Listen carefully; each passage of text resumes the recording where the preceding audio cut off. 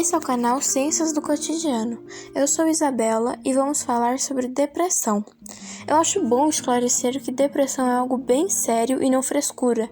É uma doença e é bem diferente de apenas uma tristeza momentânea e comum. A depressão tira vidas e faz a pessoa entrar em uma infelicidade profunda, uma sensação de vazio e a perca de esperança e da felicidade. É como perder a luz e a graça da vida. Muitas pessoas têm que entender que é uma doença séria e devem tomar muito cuidado com pessoas nesse estado. Além de grave, a doença influencia como a pessoa pensa e age. É muito comum e felizmente tratável.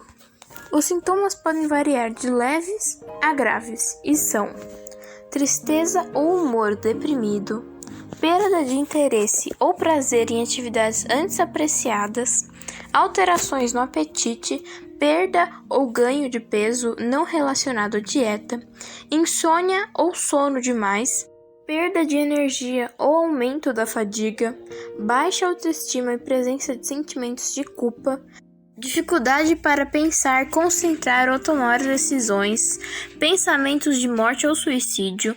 Os sintomas devem durar pelo menos 2 semanas para um diagnóstico de depressão. Condições médicas como tireoide ou deficiência de vitamina, por exemplo, podem imitar sintomas de depressão, por isso é importante descartar causas médicas gerais. No Brasil, 5,8% da população sofre com a depressão. Ela afeta um total de 11,5 milhões de brasileiros e é o país com maior prevalência de depressão da América Latina. A depressão é uma das doenças que mais afasta pessoas do mercado de trabalho. Qual a diferença de depressão, tristeza e luto? A morte de um ente querido, a perda de um emprego ou o fim de relacionamento são experiências difíceis para uma pessoa suportar. Assim, é normal que sentimentos de tristeza ou de luto se desenvolvam em resposta a tais situações.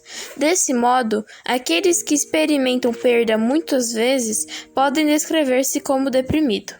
Contudo, ficar triste não é o mesmo que ter depressão.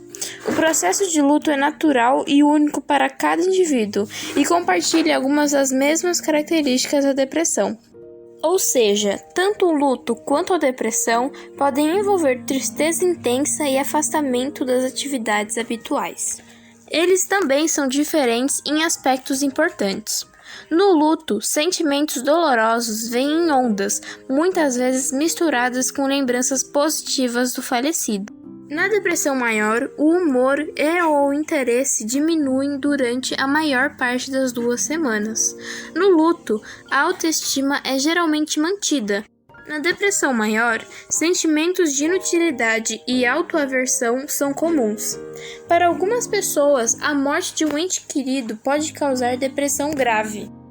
Perder um emprego, ser vítima de uma agressão física ou de um grande desastre pode levar à depressão para algumas pessoas. Quando o luto e a depressão coexistem, o luto é mais grave e dura mais do que o luto sem depressão. Apesar de alguma sobreposição entre tristeza e depressão, elas são diferentes. A distinção entre elas pode ajudar as pessoas a obter ajuda, apoio ou tratamento de que precisam. Fatores de risco para a depressão. A depressão pode afetar qualquer pessoa, até mesmo uma pessoa que parece viver em circunstâncias relativamente ideais. Vários fatores podem desempenhar um papel na depressão. Bioquímica, diferenças em certas substâncias químicas no cérebro podem contribuir para os sintomas. Genética, depressão pode ocorrer em famílias. Por exemplo, se um gêmeo idêntico tem depressão, o outro tem 70% de chance de ter a doença em algum momento da vida. Personalidade. Pessoas com baixa autoestima, que são facilmente oprimidas pelo estresse ou que são geralmente pessimistas, parecem mais propensas a sofrer de depressão.